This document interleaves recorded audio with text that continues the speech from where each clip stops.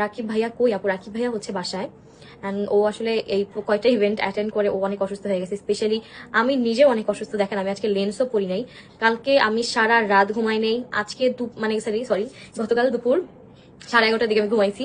Just only 2.5 ঘন্টার একটা ঘুম দিছি। ঘুম থেকে উঠে আবার অন্য যা যা কাজ ছিল সব কিছু করছি, করে টোরে আবার স্যালনে গেছি, রেডি হয়েছি, রেডি হয়ে আবার ইভেন্ট অ্যাটেন্ড করছি। সো অনেক অনেক অনেক টাফ একটা সময় গেল আমাদের এই লাস্ট কিছুদিন, বাট আলহামদুলিল্লাহ অনেক ভালো গেছে। অ্যান্ড ছোট বোনটার বিয়ে হয়ে গেছে, আশা করি ও সবসময় এভাবে হাসি খুশি থাকে যাতে। আবার অনেকে ঋতুকে অনেক বেশি মিস করতেছিলেন, আমরা সবাই মিস করতেছিলাম আসলে, বাট ঋতু একটু অসুস্থ ছিল, বাট ও লাস্ট ইভেন্ট অ্যাটেন্ড করছে, সেটা সবাই দেখছেন অলরেডি। আর অন্তর আপু, তোমরা 4 বোনের মধ্যে সবচেয়ে সুন্দর লাগে তোমাকে, বাট 3 বোনকেও সুন্দর লাগে, তুমি একটু আচ্ছা ডিফারেন্ট। ওকে, থ্যাংক ইউ বলার জন্য। আমরা সব বোনরাই সুন্দর, সবাই আমাদের চোখের মিল আছে, সবকিছু মিল আছে, মনেরও মিল আছে আমাদের। সো ইয়া, মিল আছে আমাদের। সো ইয়া, হ্যাঁ। আর আর তালহার জন্য আগামী দিনের অনেক শুভেচ্ছা। হ্যাঁ, দুজনের জন্য দোয়া করবেন যাতে এভাবেই হাসি খুশি থাকে সবসময়। হাসি খুশি সবসময় তো আসলে থাকা হয় না, একটা রিলেশনশিপ স্যাড, ঝগড়াঝাটি, মানে কি বলবো, ঝগড়াঝাটি, তারপরে হচ্ছে একটু হয়, সবকিছুই হয়, আর সবকিছু মিলিয়ে একটা relationship. But end of the day দুজনের পাশে থাকাটা অনেক বেশি ইম্পর্টেন্ট। সো ইনশাল্লাহ আশা করি ওর এভাবে থাকবে, সবাই ওদের জন্য দোয়া করবেন দুজনের জন্য। আর থ্যাংক ইউ ওদের দুজনকে এত এত এত ভালোবাসা দেওয়ার জন্য আপনাদের। আবার অনেকেই আপনারা আমাদের প্রোগ্রাম দেখতে চাচ্ছেন, মানে আমার রাকিবের প্রোগ্রাম অনেকদিন ধরেই করাই হচ্ছে না। করবো বলে 3 বছর হয়ে গেছে আমাদের বিয়ের, 3 বছর হয়ে অলরেডি 4 বছর চলতেছে। বাট দেখি, করলে হয়তো বা এই বছর এন্ডের দিকেই করবো, আর নাইলে আর করবোই না। তো রাকিব ভাই কই? রাকিব ভাই বাসায়, আর আমিও চলে যাবো হয়তো বা কালকে বাসায়, কজ আমার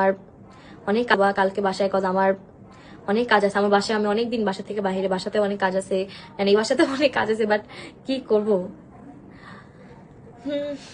আচ্ছা, মাঝে মাঝে মনে হয়, বাট আসলে না।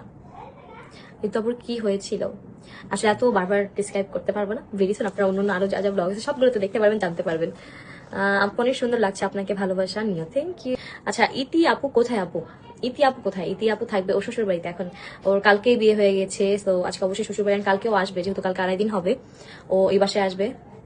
ও অ্যান্ড ওর হাজবেন্ড আসবে এই বাসায়। ওকে, সো অলরেডি অনেকে, আপনারা সবাই হচ্ছে অনেক অনেক অনেক ভালোবাসা দিয়েছেন আমাদের রিসেন্ট যে প্রোগ্রামটা হলো, সেটা হচ্ছে ইতি আর তালহার বিয়ে। সো প্রত্যেকটা প্রোগ্রামই অনেক ভালো গিয়েছে, ভালো কাটছে, অ্যান্ড সবকিছুর মানে যেভাবে প্ল্যান ছিল ওইভাবে হয়েছে, আবার অনেকগুলো হয়ও নাই। বাট এটাই হয় আসলে, সব প্ল্যান তো সবসময় সবভাবে সাকসেস হয় না, একটু একটু মিস্টেক হয়। আমাদের আরো অনেক কিছু প্ল্যান ছিল, অনেক কিছু করতে পারি না এই সময় স্বল্পতার কারণে। বাট আলহামদুলিল্লাহ সবগুলো ইভেন্ট খুব সুন্দরভাবে একদম সাকসেসফুলি শেষ হলো। অনেক সুন্দর লাগছে আপু, থ্যাংক ইউ।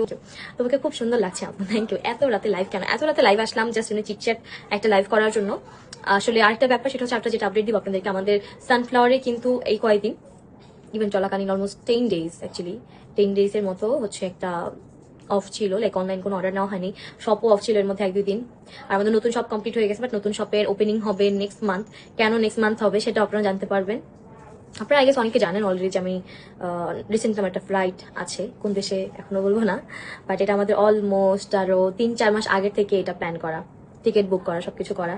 সো ইতির ডেটটা এরকম ভাবে পড়ে গেছে, এখন আমি আসলে স্টেও করতে পারতেছি না। আসলে আরো ছোট ছোট যে বাসায় প্রোগ্রামগুলো হয়, যেমন জামাই বাজার করা, করে আনে যে আসলে, তারপরে ইতিদেরকে নিয়ে আসা, এগুলো তো আমার অ্যাটেন্ড করার বা থাকার অনেক ইচ্ছা, বাট আসলে আমার ফ্লাইটের কারণে কোনো কিছু সম্ভব হচ্ছে না। আমার অনেক খারাপ লাগতেছে, বাট আপু তোমার কান্না দেখে আমার অনেক খারাপ লাগছে। আমি জানি না আসলে, আমি ওইভাবে মানে কখনো কান্না করি না, বা আমি অনেক স্ট্রং আমি বলতে পারবো। আমার ফ্যামিলি যেটা আমাকে বলে যে আমি সহজে কান্না করি না, আমি স্ট্রং। সো ওইটাই আমি বলতেছি, যে আমার মনে হয় যে আমারও মনে হয় যে আমি আসলে একটু স্ট্রং, আর আমার সবার সামনে মানে আমি কান্না করতে পারি না, আমি একটু একা কান্না করতে পছন্দ করি, আমি হচ্ছে ওরকম প্রকৃতির একটু মানুষ। বাট কি বলবো, ছোট বোন চলে গেছে, সো আর আমি হচ্ছে একটু ইমোশনালও। আশেপাশে সবার কান্না দেখলে তো আমি কখনোই আমার কান্না থামাইতে পারবো না। বাট আমি কিন্তু আমার বিয়েতে কান্দি নেই, আমি বিয়েতে কান্না করিনি আমার বিয়েতে, বাট আমার আম্মু সবাই অনেক কান্না করছে।